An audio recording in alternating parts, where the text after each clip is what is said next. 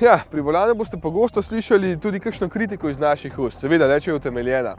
Enako pohvale. Tukaj bo več kritik.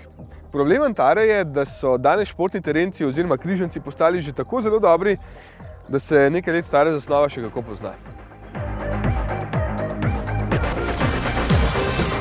Za začetek že nasadim najbolje, ker sedež postavljam previsoko glede na volan in ja, sem ga spustil na najnižjo točko. Grozen je položaj zaslona navigacije tukaj spodaj, ker je čisto nepregledno vse skupaj, pa še varno ni, ko morate gledati dol. Ne razumem, kaj dela tukaj gor zaslon za potovanje računalnik, ki je bistveno manj pomemben, navigacija pa je spodaj. Oziroma vem, ceneje je bilo dodati tega tukaj, kot zgoraj vse spreminjati, kompletno armaturno ploščo. Potem pridem do vožnje. Antara je med recimo bolj udobnimi predstavniki razreda in to je štejemo plus, ker vsaj ne pretresa toliko na malo slabših podlagah. Zlasti na makadamu je udobna, ampak mi celotno vožnjo pokvari ta prevelik volan, ki so ga vzeli kakšne ladje. In krmilni mehanizem očitno tudi, ker je obračalni krog nesramno velik.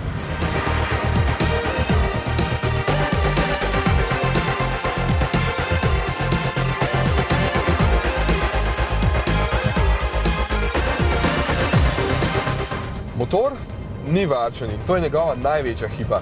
Pod 10 litrov na 100 km gre zelo težko, je pa zmogljiv. 2,2 litra, 135 kW, to je 184 konjev ima in z lahkoto premika Antaro. Ampak ni niti tih in v spodnjih vrtljajih je bolj lene sorte, tako da je dobra lastnost samo veliko moči pri višjih vrtljajih in da Antaro 4-kolesnim pogonom premika brez težav. Še nekaj je pomembno. Čeprav je v kabini veliko prostora za potnike, je prtljažnik premajhen. Predvsem preplitek zaradi 4-kolesnega pogona. Ima pa tale super nosilec za kolesa FlexFix in zaenkrat ima to samo Opel, kar je res super.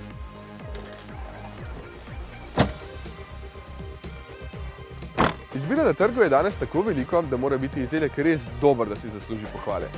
Tale Antara stane zelo bogato opremo 30.880 evrov. V posebni akciji zdaj pa okoli 4.000 evrov manj. Za tolikšno moč motorja in količino opreme se ne zdi veliko.